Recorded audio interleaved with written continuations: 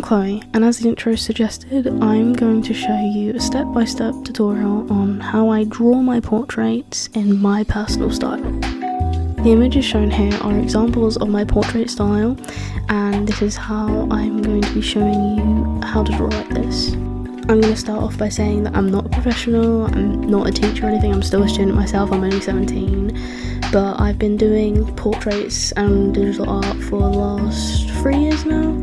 And I thought maybe it would be nice to show you my full process and try and break it down as easy as possible. I think you'll see in the video that my process is kind of random. I might find it hard to actually fully describe what I do because when I'm in the moment I kind of just like shut everything out and I don't really think about like what I'm doing, I just do it. And I know a lot of people probably say that, but it is true, so I'm going to try my best here. Without further ado, let's just go straight into it. And the first thing you obviously want to do is you need to find references. Now I normally gather up to like 3, maybe 4 references per drawing, but obviously this can vary depending on what you're drawing. Now normally for portraits it takes less because you don't really need to think about clothes or body poses and stuff like this.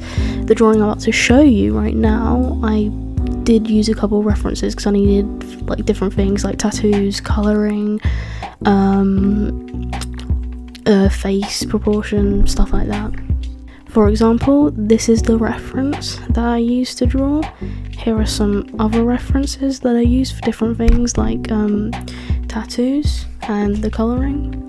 And then this is the final result of what I did.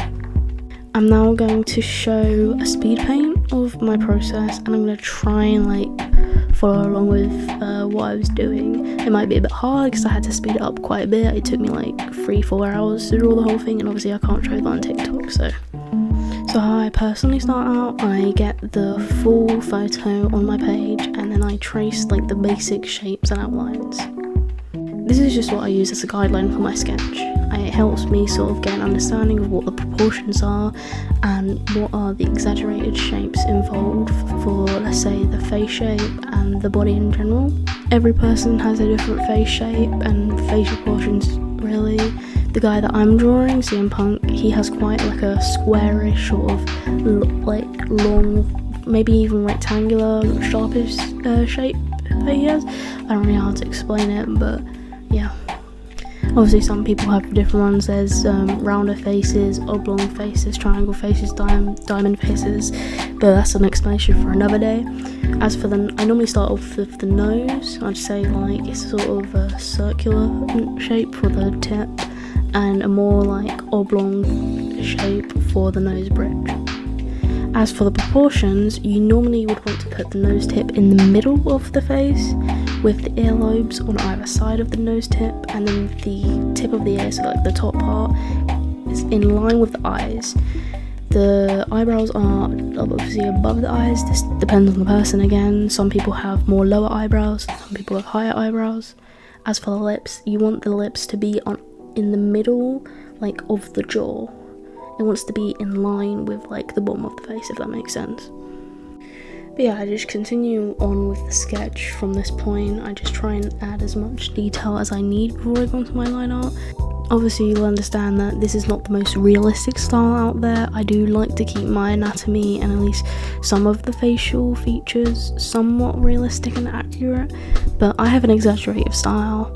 That's kind of what I like to do. I don't really know what to call it. I guess it's like semi-realism, kinda. I kinda like really heavily rely on line art. That's just my thing.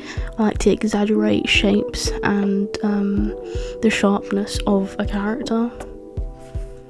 So within my line art as a whole, you'll see a lot of sharp angles and just, at least as much as I can, straight lines. Now obviously it depends on the person. Some people might not look drawn like that. Some people might want to be more realistic and not rely on line art, or they don't want to use the bold black lines that I'm using, and that's completely up to you. This is just how I personally am doing it, and if you want to do something similar to me, and that's what I'm going to show you.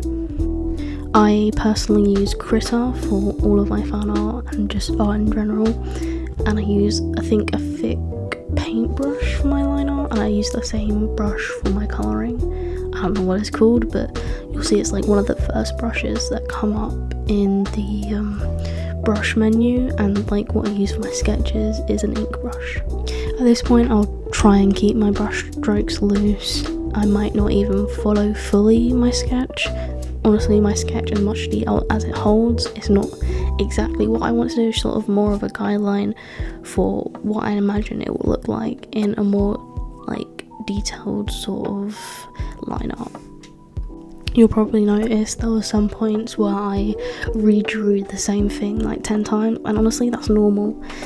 You know, when you're drawing something, your initial idea will just definitely shift throughout the piece, and there'll be times where I'm drawing something else, I'll zoom out, look at the reference and realise, oh, there's something different here, there's something wrong, it shouldn't look like that. So I'll use like the lasso tool or the eraser tool and I'll restart drawing that same thing again. It gets frustrating to say the least, and there are definitely some points in this piece alone where I was like, oh, this doesn't really look like him.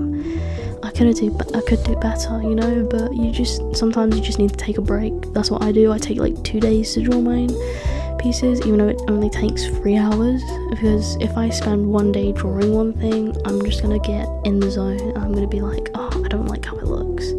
So yeah, take a break, or even just like an hour or so, just take your mind away from the piece, so then when you come back you have a fresh mind, and then you can realise maybe there wasn't actually something wrong in the first place, or if there was, you now realise know how to fix it. Anyways, now we're going on to the flat colours. I'd recommend using the lasso tool for this because it takes a while, and with the lasso tool it just shortens the process by a lot.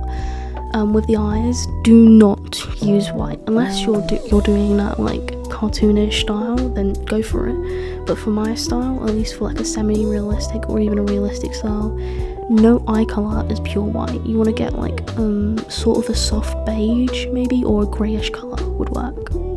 And with the hair, again, use the lasso tool. 100% use the lasso tool to get those different strands and colours of hair, and it looks.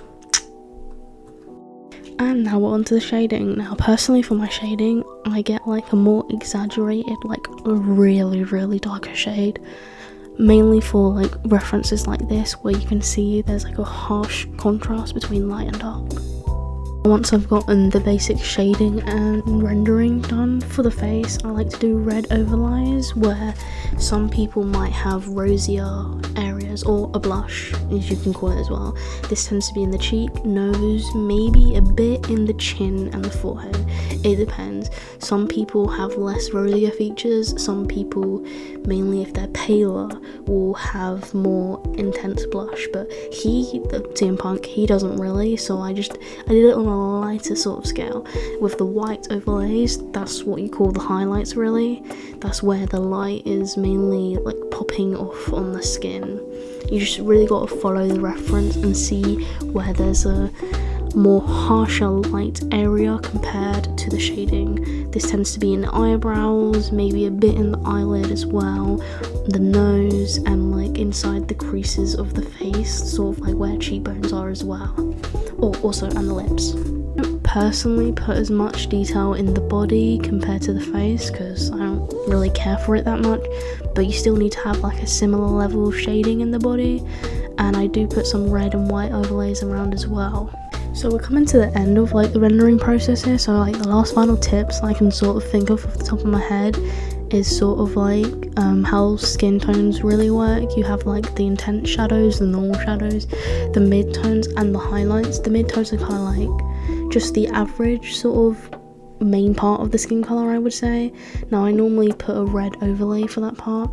For the intense and just normal shadows I put a blue, and for the highlights I put a yellow. This is just how I make the skin, I guess, sort of more realistic and pop out more. You'll notice in like real life, people's skin tones, they don't have just a normal flat colour. They have undertones of red, yellow and blue. This is what you would normally make up for skin colour when you're painting in real life. So I like to follow that sort of same process. I have like a reference photo here of what you kind of want it to look like.